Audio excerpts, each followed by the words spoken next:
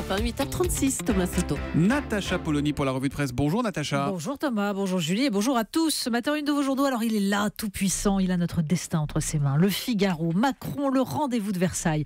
L'opinion, Macron en surplomb du jeu politique. Et en une de Libération, il est sur son nuage. Poitrail bodybuildé et toge sur l'épaule, la foudre dans ses mains. Manu Piter à Versailles.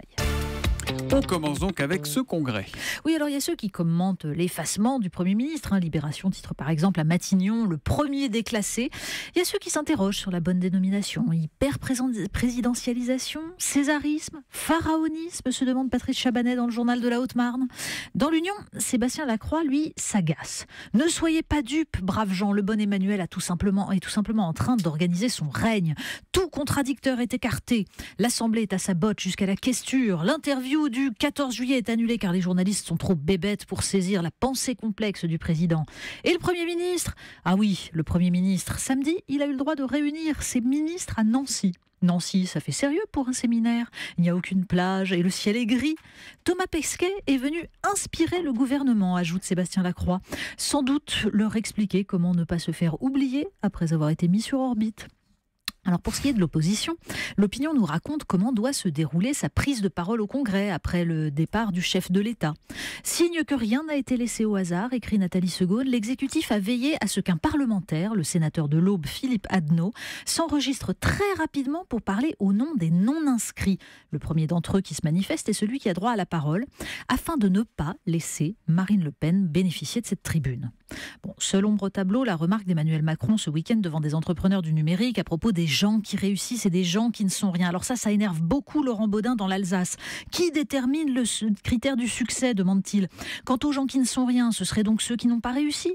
L'éditorialiste y ajoute les accusations d'hyperprésidence. Le président, conclut-il, ne saurait moderniser le fonctionnement des institutions en transformant le clivage gauche-droite en un nouveau qui serait pour ou contre Macron. Voilà, ces propos, ils ont fait polémique ce week-end, ils datent en fait de jeudi dernier, quand il Exactement. a inauguré la station F à la Halle Fraissinet à Paris. La presse parle des migrants ce matin.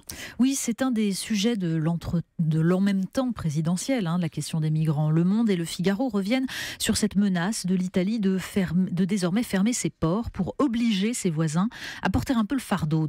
Depuis 3 ans, Rome a accueilli 500 000 migrants et réfugiés. En France, nous dit le Figaro, on s'inquiète. Comment la France va-t-elle s'organiser à compter du 11 novembre prochain quand elle aura épuisé son droit à bloquer ses frontières en vertu d'une dérogation au principe de libre circulation des accords de Schengen. De son côté, Lacroix se demande quel est le rôle des ONG dans cette mécanique. Entraînées dans l'engrenage d'un système non maîtrisé, elles sont accusées de collusion avec les passeurs.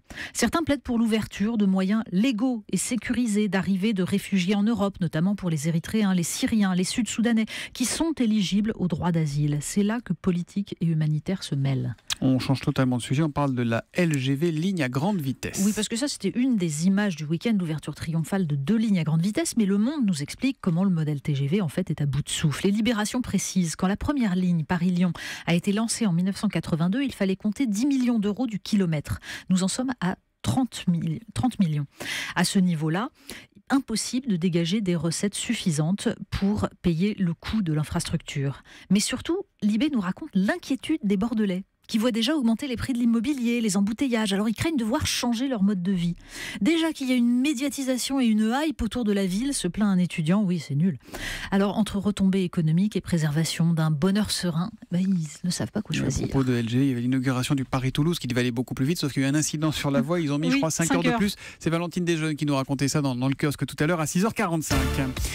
Et on termine, je vous reconnais bien là, les vacances. Mais oui, et la une du Parisien qui sonne alors comme un véritable appel au crime. Vacances, et si vous partiez sans vos enfants? Et oui, imaginez le bonheur. Un hôtel interdit aux moins de 16 ans, pas de cris, pas d'enfants qui jettent du sable.